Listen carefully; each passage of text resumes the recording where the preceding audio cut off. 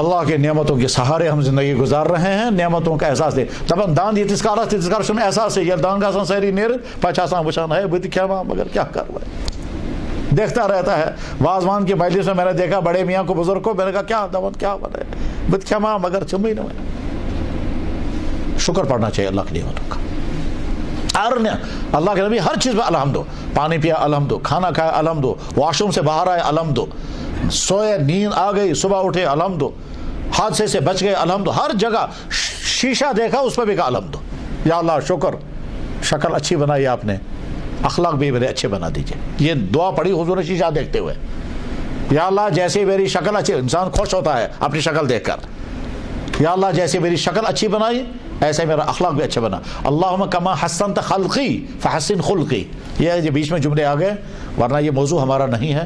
بہرحال آپ کا عمرہ پورا ہو چکا ہے, آپ مکہ مکرمہ میں اسٹے کریں گے, جتنا وقت ہو سکے خانہ کعبہ میں گزاریں, طواف کریں, نمازیں پڑھیں, دعائیں کریں, آرام کریں, فریش ہو جائیں, ارادہ کریں آگے ہم کو حج کرنا ہے تب تک ہے. اور جب آپ کا 7 ذی الحجہ ہوگا یا 8 ذی الحجہ ہوگا تو اس دن آپ کو حج کا احرام باندھنا ہوگا.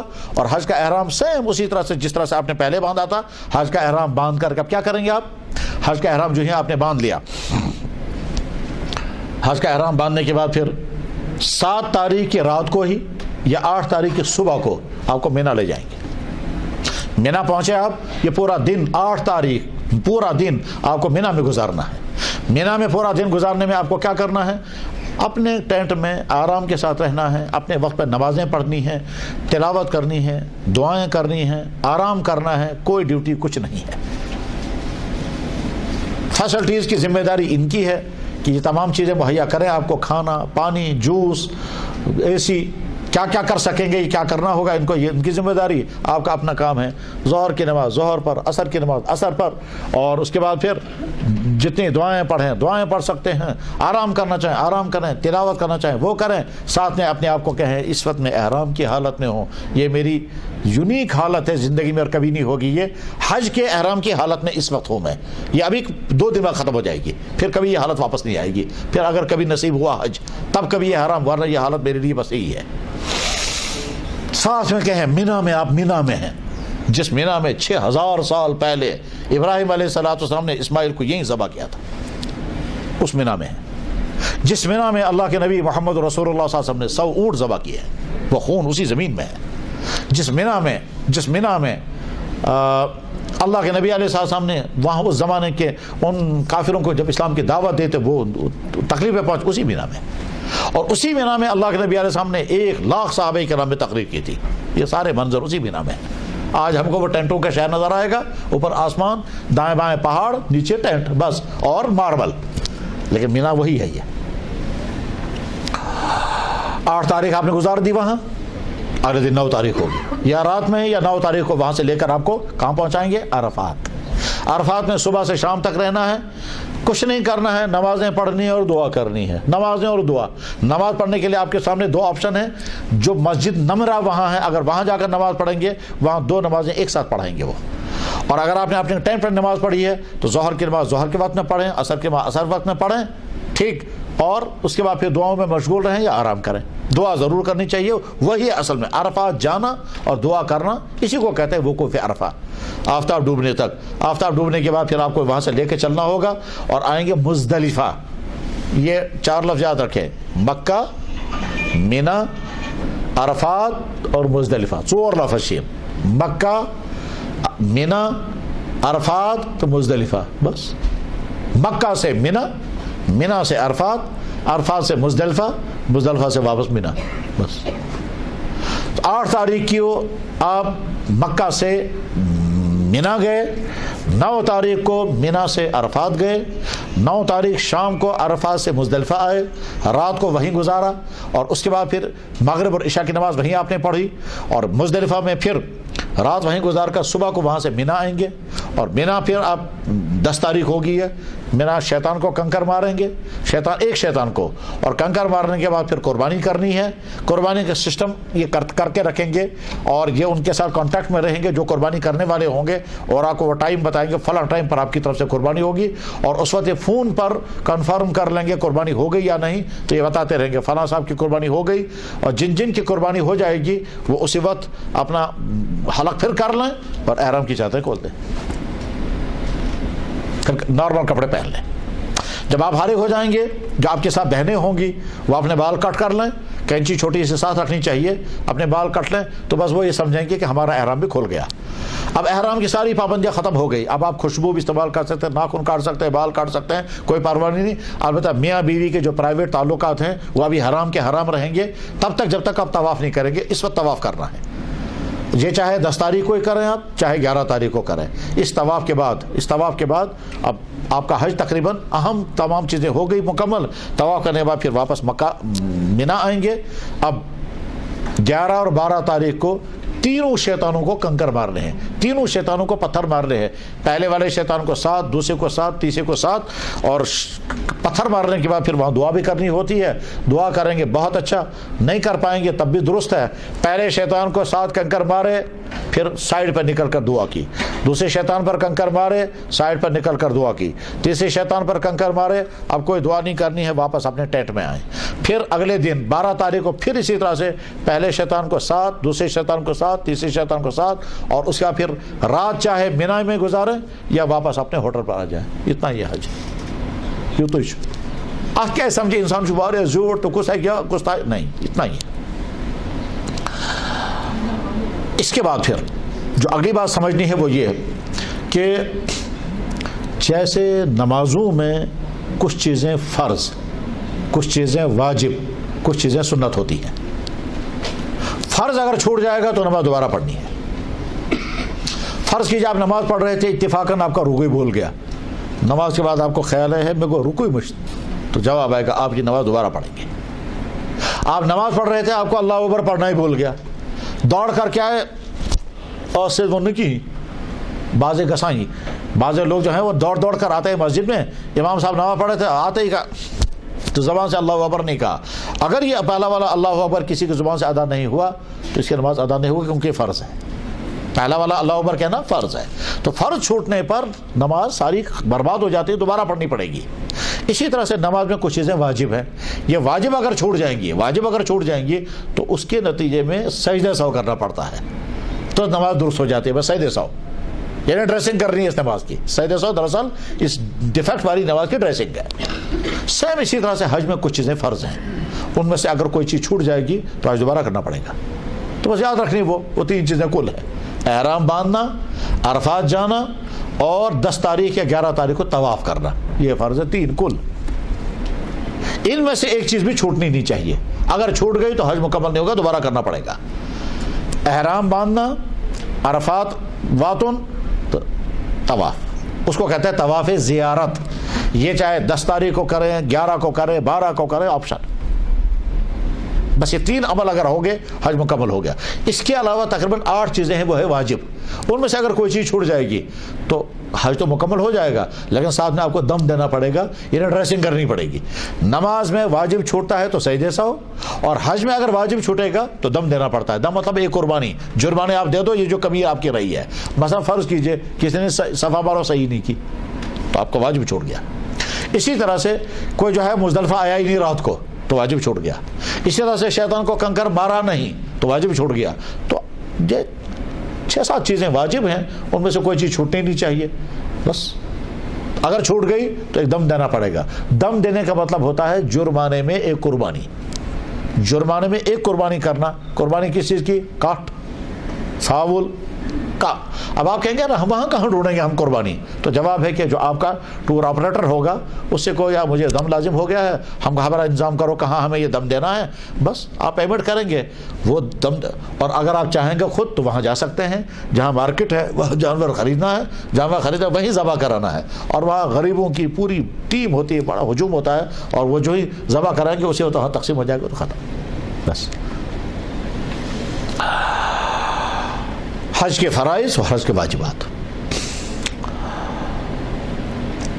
مردوں اور عورتوں کے حج میں کوئی فرق نہیں ہے، سیم سب کا ایک ہی ہے۔ البتہ چند چیزیں سمجھنے کی ہے، وہ یہ کہ جب آپ طواف شروع کریں گے تو اس وقت خطرہ ہوتا ہے کہ آدمی بکھر جائے، کٹ ہو جائیں، شوہر ایک طرف چلا گیا، بیوی دوسری طرف، یہ ہاتھ ہی نہیں آ رہے ہیں۔ تو ذہن میں رکھنا ہے ہر ایک کو مجھے اپنا عمل پورا کرنا ہے۔ اگر میں اپنے قافلے سے کٹ گئی، اگر میں اپنے ہسبینڈ سے جدا ہو گئی، تو میں یہ نہیں ہو گیا ہے برا اس میں کیا بنے، نروس نہیں ہونا ہے، اپنا عمل پورا کرنا ہے۔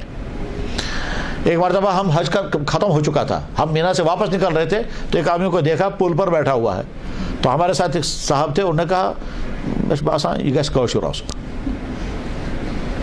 وہ احرام کی حالت، احرام میں 3 دن ہو چکے تھے، احرام کھول چکے تھے تمام لوگ، وہ احرام کی حالت میں۔ اس نے انہوں نے جا کر کہا ہے السلام علیکم، اس نے کہا وہاں سے وعلیکم السلام۔ اس نے کہا اے مش باسان سو کشیر ہوں داسن دپان آج کیا بھائی سو کشیر ہوں کیا دلیل دپان ہے کیا بنے کیا دلیل میں زنانی رمس دپان اچھا کا دپان اوتر۔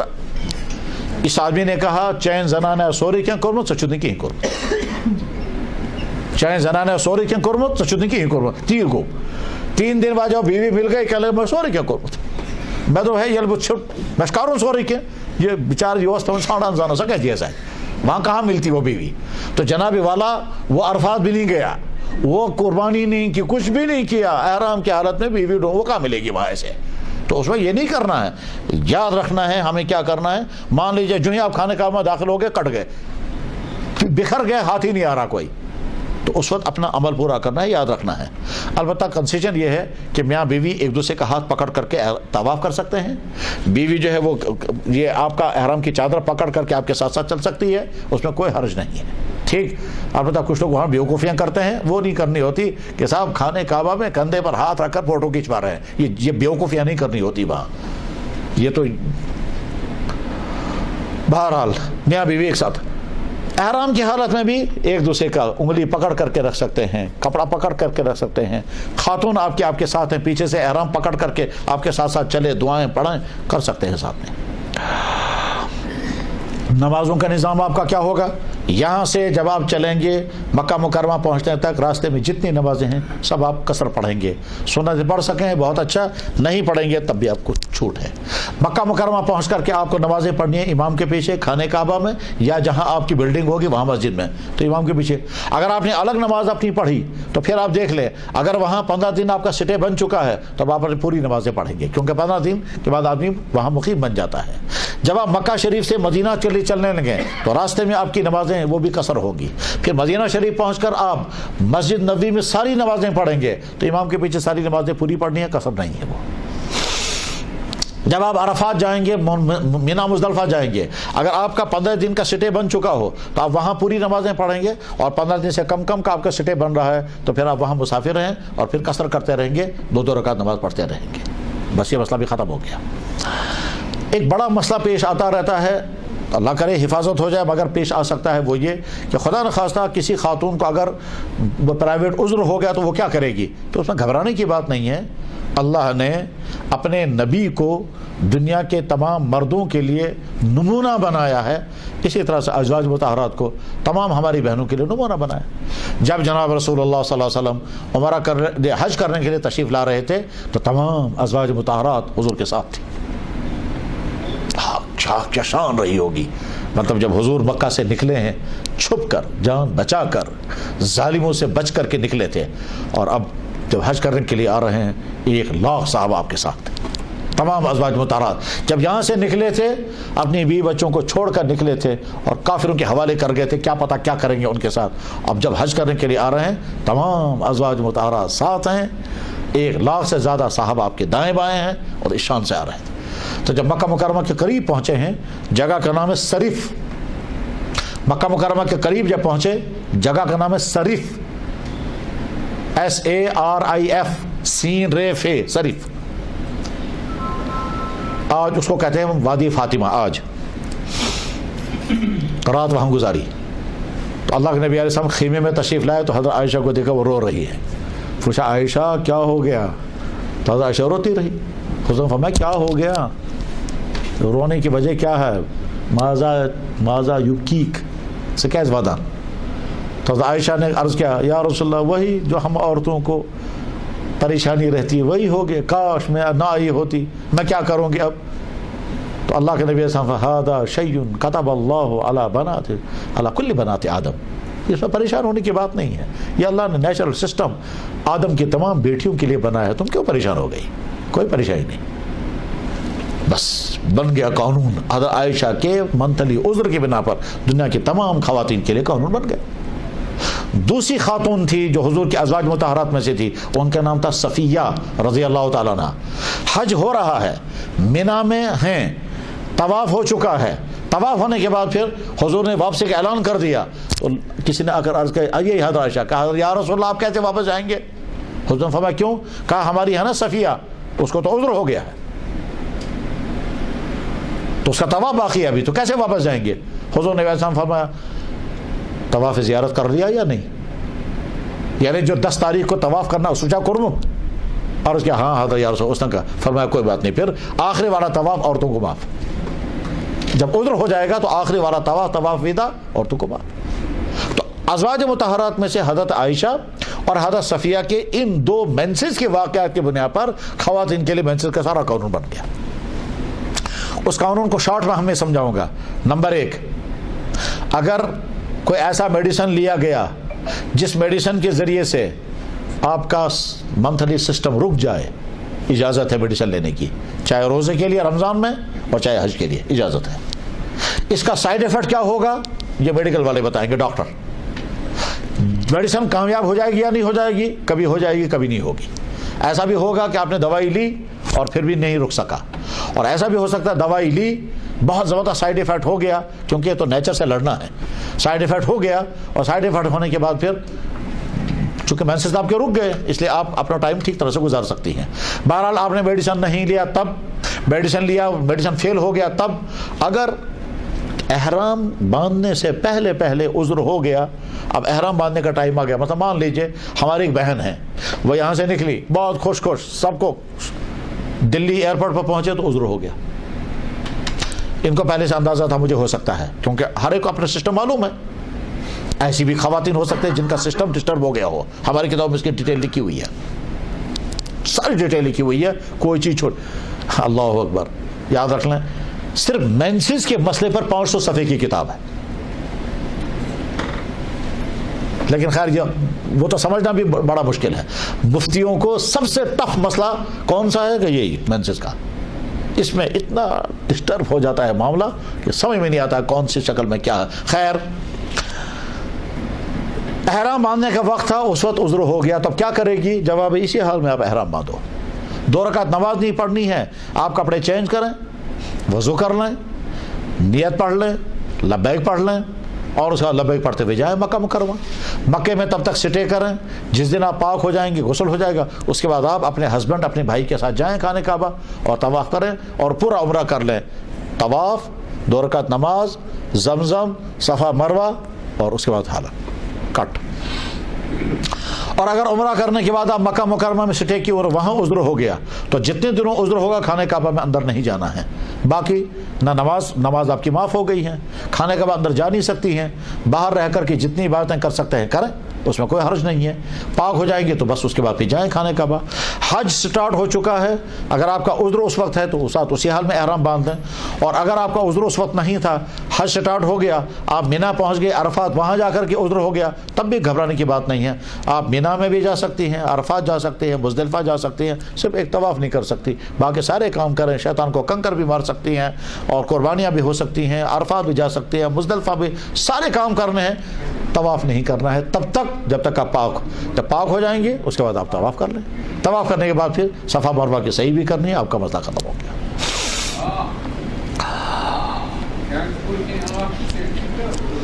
حج کے دنوں میں ہماری بہت سارے بہنوں کو ایک سوال آتا رہتا ہے، وہ یہ کہ مکہ شریف میں بھی اور مدینہ شریف میں بھی ہر فرض نماز کے بعد اکثر جنازے کا اعلان ہوتا ہے اور مرد سارے جنازہ پڑھیں گے. تو ہماری بہن پوچھتی ہے ایشا پڑھن جناز کننا، ایشا کرن اللہ اکبر کننا؟ تو جواب آپ کو دونوں اجازت ہے. آپ چاہے جنازے میں جوائن ہو جاؤ یا نہیں. مثلا ایک خاتون کہتے ہیں زندگی میں ہم نے کہاں جنازہ پڑھا، چلو آج موقع ملا تو ہم بھی جنازے میں شامل، کوئی حرج نہیں. اب یہ پوچھے کہ مجھے پڑھنا کیا ہے، تو جواب ہے کچھ گھبرانے کی بات نہیں ہے. امام کرے گا اللہ اکبر، آپ پڑھو سبحانک اللہم اور پھر الحمد. اور امام کرے گا دوسرا اللہ اکبر، آپ بھی اللہ اکبر کرو، پھر آپ پڑھو درود شریف. پھر امام تیسرا اللہ اکبر کرے گا، آپ کو دعا یاد نہیں ہوگی اللہم اغفر لی حینا و میتنا، کیونکہ ہماری خواتین کو کہاں پڑھنا ہوتا ہے اللہم اغفر، تم کہتے ہیں یاد، اس لیے آپ پڑھو ربنا آتنا اتنا ہی، یا اللہم اغفر للمؤمنین، اللہم اغفر للمؤمنین والمؤمنات، بس اتنا ہی کافی ہے. امام چوتھی تکبیر کرے گا اللہ اکبر اور پھر سلام پھیرے گا تو آپ بھی سلام پھیر دیں، آپ کا جنازہ ادا ہو گیا. اور اگر ہماری خاتون یہ چاہتے ہیں نہیں صاحب میں تو جنازے میں شامل نہیں ہوں گی، اس کی بھی اجازت ہے، کیونکہ جنازہ اصل مردوں پہ فرض ہے، عورتوں پر آئی نہیں. تو ہو گیا یہ مسئلہ بھی آپ کا. وہاں چپلیں ساتھ لے جانے کا مسئلہ رہتا ہے، تو بعض دفعہ لوگوں کو بتا ہے چپل نمو سیٹ بات کا تھا، اس میں گھبرانے کی بات نہیں ہے. عام طور پر آج کے جوتے اور چپلیں پاک ہوتی ہیں، اور مکہ مکرمہ میں تو پاکی ہی پاکی ہے، وہاں ناپاکی نہیں ہے. ناپاکی صرف کموڑ میں ہے، بس ناپاکی صرف کموڑ میں ہے، اس کے علاوہ باقی کہیں نہیں ہے. نہ آپ کے باتھ روم میں ناپاکی ہے کیونکہ ناپاکی کموڑ میں ہے. باتھ روم گیلا تو ہو سکتا ہے، باتھ روم گیلا ہو سکتا ہے، ناپاک نہیں، اللہ یہ کہ باتھ روم میں آپ نے ناپاکی گرا دی ہو پھر اس کو پانی ڈالنا ہے.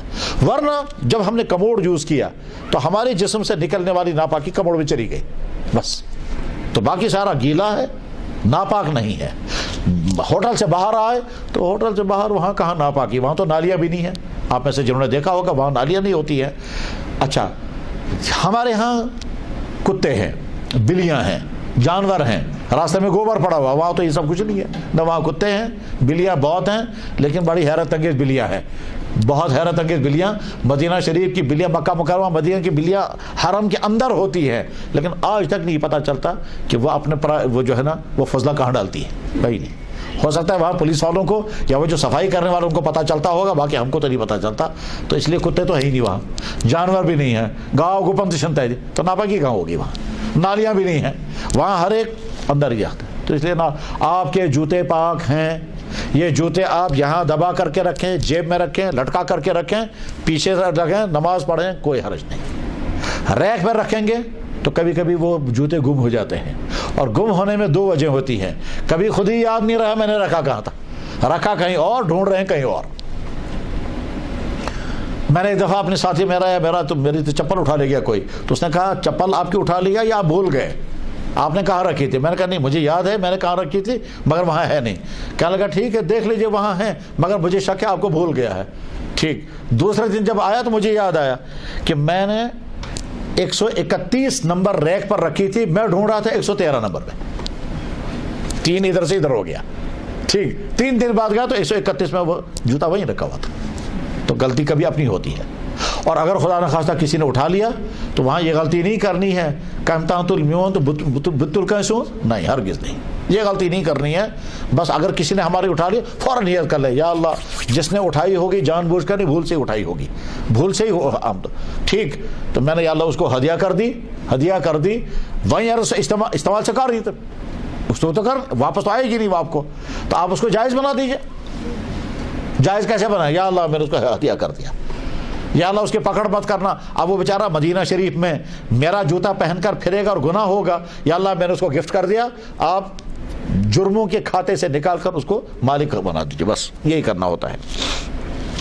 مکہ مکرمہ اور مدینہ طیبہ میں آپ کو زیارتیں بھی کرائیں گے. مدینہ شریف میں جب حاضر ہونے کے لیے آپ چلیں گے تو کیا نیت کریں گے؟ تو جواب ہے ہم نیت کریں گے ہم اللہ کے نبی علیہ السلام کی خدمت میں حاضر ہو کر سلام پیش کریں گے. وہ سلام کہاں سے پیش کر سکتے ہیں؟ کہ مدینہ شریف میں جہاں سے بھی سلام پیش کریں گے سلام پیش ہو جائے گی. اندر جا کر کے سلام پیش کریں روضہ اقدس کے سامنے کھڑے ہو کر تو بہت اچھا. خواتین کو کبھی اجازت ملتی ہے ایک سائڈ پر آنے کی، تو جہاں خواتین کو اجازت ملے گی وہاں یہ سمجھیں گے کہ ہمارے بائیں طرف جو دیوار ہے، اس دیوار میں جو جالی ہے، اس جالی کی اس طرف جناب رسول اللہ صلی اللہ علیہ وسلم کی قبر مبارک، اور اسی قبر میں ساتھ میں ہیں صدیق اکبر اور فاروق اعظم. اس کائنات میں مقدس ترین جگہ وہی ہے جہاں اللہ کے نبی اس قبر مبارک کے اندر ہے. تو خواتین جب سلام پیش کریں گے تو سمجھے وہ سر مبارک کی طرف سے سلام پیش کر رہی ہے، اور مرد جب سلام پیش کرتے ہیں تو سمجھے وہ چہرے انور کے سامنے آ کر سلام پیش کرتے ہیں.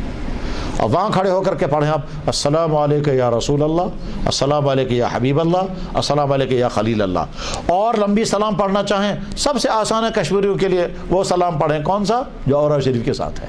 شاہ ہمدان رحمہ اللہ تعالیٰ نے وہی سلام وہاں پڑھا ہے، تو اسے شامل کیا۔ شاہ ہمدان جب حج کرنے کے لیے گئے تو وہی سلام وہاں پڑھا تھا، اور کشمیریوں کے لیے بہت آسان ہے، اس کو یاد کرنا بھی، یاد اکثروں کو ہوتا بھی ہے۔ اس سے زیادہ لمبی سلام کوئی پڑھنے کی ہمت کرے تو پڑھ سکتا ہے، لیکن یاد کہاں سے کریں گے وہ، اور کبھی وہاں بھیڑ کی وجہ سے لمبی سلام پیش کرنے نہیں دیتے ہیں، بس آپ نے اتنا کہا السلام علیکم یا رسول اللہ، آپ کا حق ادا ہو گیا۔ اس کے بعد ایک قدم نیچے اتر کر کے السلام علیکم یا صدیق اکبر، اور ایک قدم اور نیچے آ کر کے السلام علیکم یا فاروق اعظم۔ دراصل یہ قبر، یہ جو روض اقدس جسم کہتے ہیں، یہ کیا چیز ہے؟ تو جواب، حضرت عائشہ صدیقہ رضی اللہ تعالیٰ عنہ کا گھر ہے یہ۔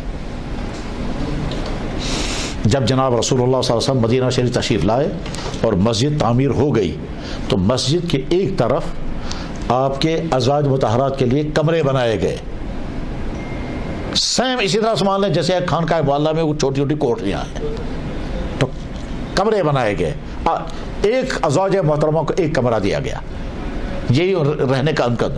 تو حضرت عائشہ کو جو کمرہ تھا، حضرت عائشہ کو جو کمرہ تھا، وہ کمرہ اس وقت کتنا بڑا تھا، ابھی اس وقت وہ بحث ہم کو نہیں ہے۔ حضرت عائشہ رضی اللہ عنہ کا جو کمرہ تھا اس کو کہیں گے حجرہ عائشہ۔ تو اللہ کے نبی علیہ السلام جب دنیا سے رخصت ہو گئے تو اسی حجرے میں آرام فرما رہے تھے اس وقت۔ وہ آخری دن جو ہمارے نبی نے گزارے ہیں بیماری کے ایام، وہ اسی حجرے میں گزارے ہیں۔ اللہ کے نبی علیہ السلام کا روٹین معمول کیا تھا؟ تمام ازواج مطہرات کے ہاں آج ان کے ہاں رات گزارنی ہے، آج ان کے ہاں رات گزارنی ہے، آج ان کے ہاں رات گزارنی ہے، کل ان کے ہاں۔ تو جب حضور بیمار ہو گئے ہیں، آخری دن تھے، بیمار ہو گئے تھے، تو یہ سفر کا مہینہ تھا، سفر کا مہینہ، حضور حج کر کے واپس آئے، سفر کا مہینہ، 28 سفر میں آپ کو سر میں درد ہو اور بخار چڑھ گیا، 29 سفر، پھر فرسٹ ربیع الاول، 30 کا نہیں تھا، فرسٹ ربیع الاول، 12 ربیع الاول، کتنے دن رہ گئے؟ 28 کو تکلیف شروع ہوئی، 12 دن ربیع الاول کے، ایک دن 29 کا، ٹوٹل کتنا بنا؟ ٹوٹل کتنا بنا؟ 13 دن، 28 کو الگ کر کے 13 دن۔ اس لیے کتاب میں لکھا ہوا آئے گا کہ اللہ کے نبی علیہ السلام دنیا میں 13 دن بیمار رہے۔